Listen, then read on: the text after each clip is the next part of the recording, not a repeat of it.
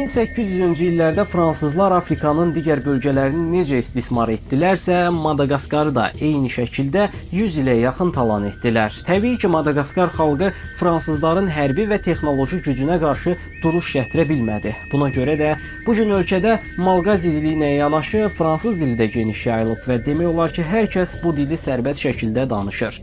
Madaqaskar yalnız 1960-cı ildə tam müstəqil bir dövlət olmağı bacardı. Xoşbəxtlikdən ölkənin təbii sərvətləri bu uzun müddətli istismara baxmayaraq tükənmədi. Bu gün də Madaqaskar torpaqlarında dünyanın ən keyfiyyətli kakao, vanil, şəkər qamışı, qəhvə, banan və fıstıq məhsulları yetişdirilir. Madaqaskar adı insanı cəlb edən bir səslənməyə malikdir. Çox güman ki, bir çoxunuz bu adı ilk dəfə məşhur Madaqaskar animasiya filmindən eşitmisiniz. Lakin bu adın mənbəyi yerli dillərdən və ya hər hansı bir hökmdardan gəlmir. Rəvayətlərə görə məşhur səyyah Marco Polo bir zamanlar Somali şəhəri Moqadişunun fərqli tələffüzü kimi bu adanı Madagaskar adlandırmış və nəticədə bu ad zamanla dəyişərək Madaqaskar şəklini almışdı. Həmçinin Marco Polo bu adanı Afrikanın tükənməz sərvətlərlə dolu bir parçası kimi təsvir etmişdi. Həqiqətən də bugün Madaqaskar öz nadir təbiət gözəllikləri və saysız hesabsız unikal canlıları ilə